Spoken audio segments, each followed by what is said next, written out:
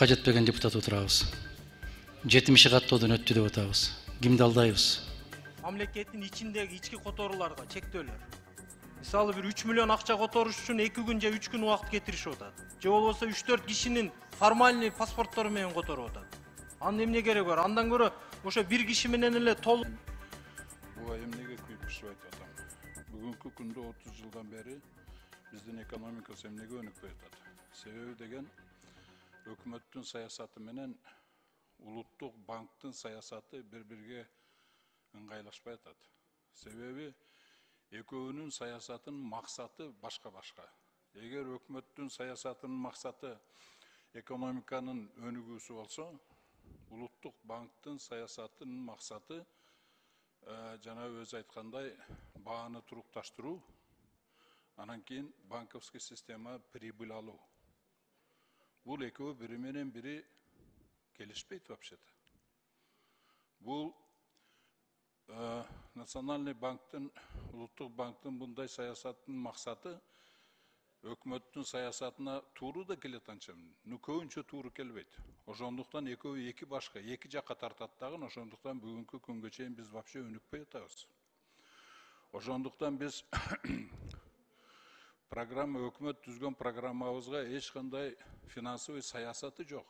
Ошого соответствует денежно-кредитный политика жок.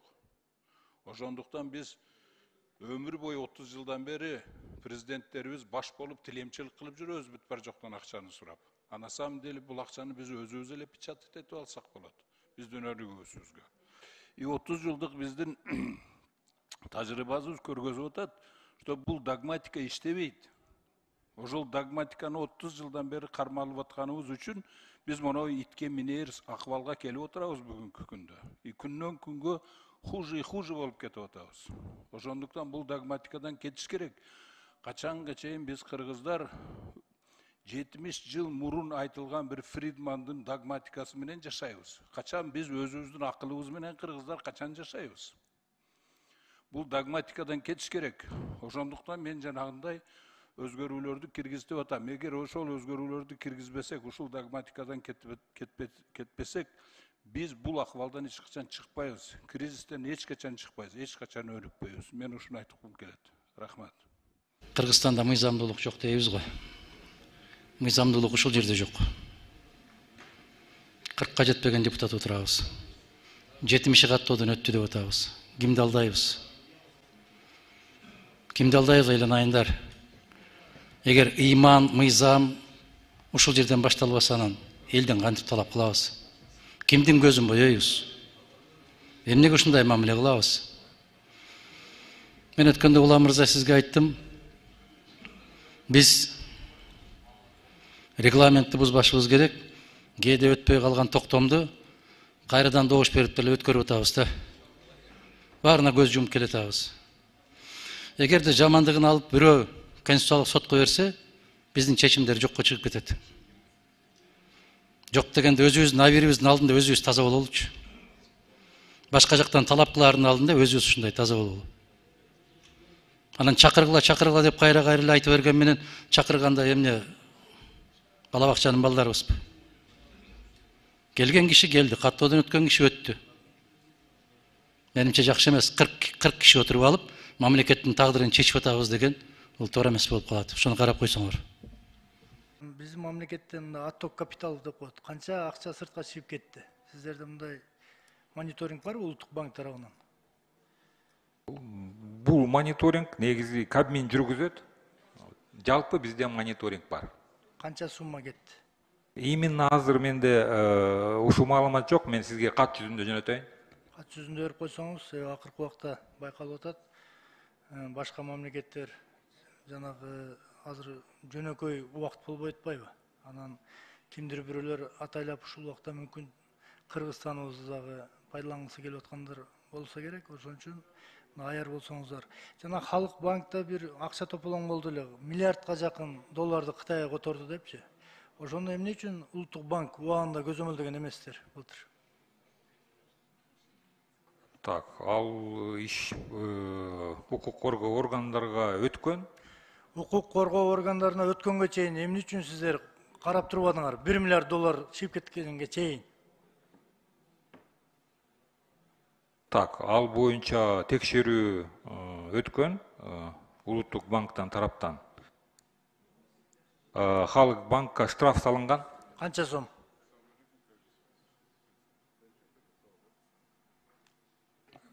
Мен тактап берейинчи, бирок штраф салынган ошон үчүн. Эми ал штраф салганыңарды эле билдим мен. Кече жакында бир 11 обмен валют жана акча алмаштыруучу жайларга 55 000 сомдон, то есть $600 штрафтарды, мындай мизер штрафтарды салып койт экенсиңер. Ал жактан өзүңүздөрчө сүйлөшүп кандайдыр бир жолдор менен бүтүрүп алчу фактылар бар окшойт да. Ошону ошо банкты биздин экономикага тийиштүү акча чыгып кетип атат сыртка. Эмне үчүн лицензияларын тартып албайсыңар кайрадан? Бул түздөн-түз экономикага таасир берип атпайбы? $1 миллиард сыртка чыгып кетип атат. Ордуна бир товар келсе башка жөн. Бул жерде жөндөн-жөн акча которулуп кетип атат. Экономикага түз таасирин тийгизип атат ушул нерсе. Урматтуу Жусупбек мырза, сиздин пикириңиз менен макулмун, зыян чоң. Бул биз бул маселени кайра карап чыгалык. Анан эмне себептен ушу сиз айткандай болгон эмес, мен сизге кирип айтып берейин.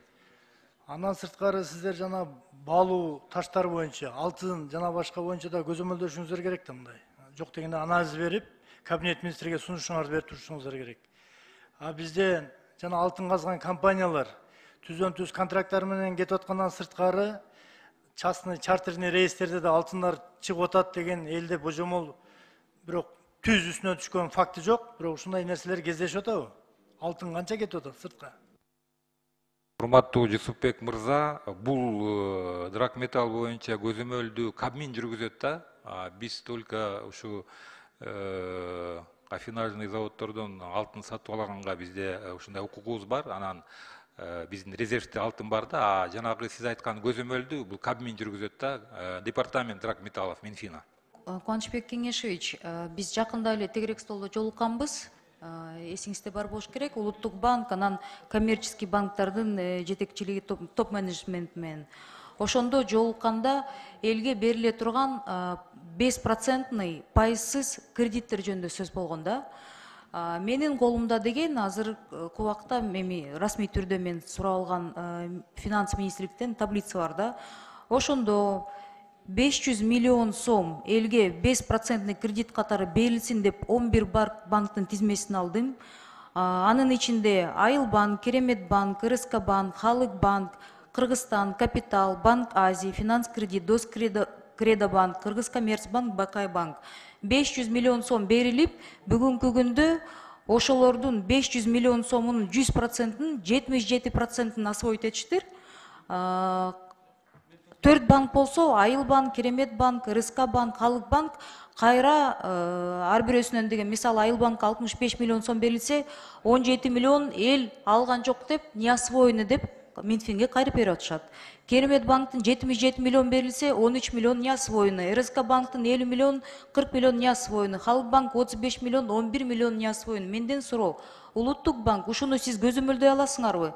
Элибиз бекер пайызсыз кредиттерге жете албай жатса, эмнеге бизде не освоены кредиттер турат?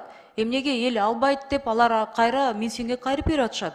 Бул сырттан келген Всемирный банктын жардамы болуп атса, ошондо деген мындай ситуация болуп атат, мага жеткен маалымат боюнча, жарты проценттерди пайызсыз деп бир киши барса, жартысын үстөмдүк проценттерин кошуп туруп банктар берип атышыптыр. Буга көзөмөл барбы? Убактын токтотуп коюңуздарчы. Урматтуу Эльвира Жыргалбековна, сиз айткан фактылар боюнча биз азыр өзүнчө териштирүү жүргүзөлүк. Анткени сиз тегерек стөлдөн жалпы маалымат айтып кеткенсиз, бирок ушундай бузуулар бар деп анда маалымат жок болчу. Биз өзүнчө териштирүү жүргүзүп, ушу 4 банктын ушул боюнча ишмердүүлүгүн текшерип сизге маалымат берелик. Кубанычбек Кеңешевич, бир адам пайызсыз, анан бир адам пайыз менен алган кредиттерди текшерсеңиз эле чыгат ар бир банктан. Элде маалымат кеңири берилсин деп суранам. Мага кош 10 секунд. Элибиз жете албай жатса, 5% кредиттер деген эмнеге кайрылып, эл алган жок деп арызданып кайра келип атат. Мен ошону түшүнбөй жатам. Ушул боюнча мага маалыматты тактап, сиз менен ушул боюнча ушунун үстүнөн бир иштеп, давайте элдерге жетсин. Маалымат да Жарайт, түшүнүктүү. Баягы кечээ күнү дагы айттым эле, бул орун басарыңыздан сурадым эле, тактайлы дедилер. Баягы мамлекеттин ичиндеги ички которууларга чектөөлөр. Урматтуу Алишер Абдуллаевич, ал боюнча тактадык. Мамлекет тараптан, Нацбанк тараптан андай чектөөлөр жок. Банк өзү эле ошондой чектөө коюшу мүмкүн. Жанагы закон АПФТ ОД боюнча ошону аткарганга да, бирок Нацбанк мамлекет андай чектөө койгон эмес. Коммерциялык банктардын өзүнүн укугу барбы каалагандай чек коюп, өздөрүнчө иштегенге? Алар чек текшерүүгө коет да. Сумма койбойт. Мисалы бир пороговый сумма бар. Ошондон баштап алар текшерет. Анан балким кардарлар ошо текшерүүдөн качып, ошон үчүн которушпайт да. Жок, эми ал эми түздөн түз ишкерлерге буттосу болуп атпайбы? Мисалы бир 3 миллион акча которуш үчүн 2 күн же 3 күн убакыт кетиришип атат. Же болбосо 3-4 кишинин формальный паспорттору менен которуп атат. Анын эмне кереги бар? Андан көрө ошо бир киши менен эле толук эле парокту көтөрсө жакшы го.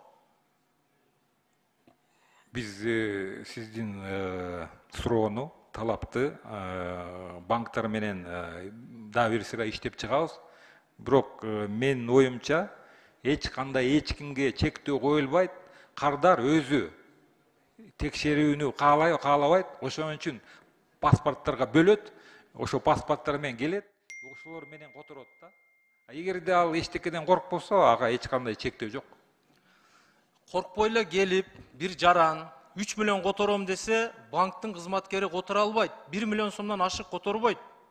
Сиз ошол боюнча бир кеңири маалымат кат жүзүндө берип коюңузчу. Мен 3-чү жолу сурап атам ушул маселени. Жарайт. 3-чү жолу. Мен берем, бирок мен сиз сурагандан кийин тактап чыккам.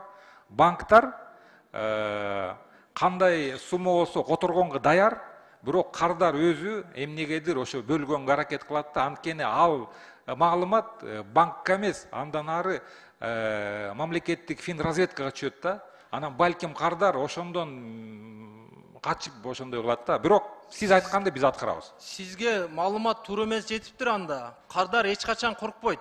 Себеби иштеген иши бар, бизнес проекти бар, тапкан кирешеси таза, баарысы көргөзүлгөн. Бирок банкка келип туруп котороюн десе, банкирлер бизде ушундай талап бар деп котордубайт. Алишер Абдуллаевич, анда мындай кылалык, ошо кардар биз сиз менен байланышалык, ал кардар менен байланышалык, ал бизге арыз жазып берет. Ошо арыздын негизинде биз толук териштирүү өткөрөбүз. Эгерде банк мыйзамды бузса, ага тийиштүү чараларды көрөбүз. Рахмат чоң.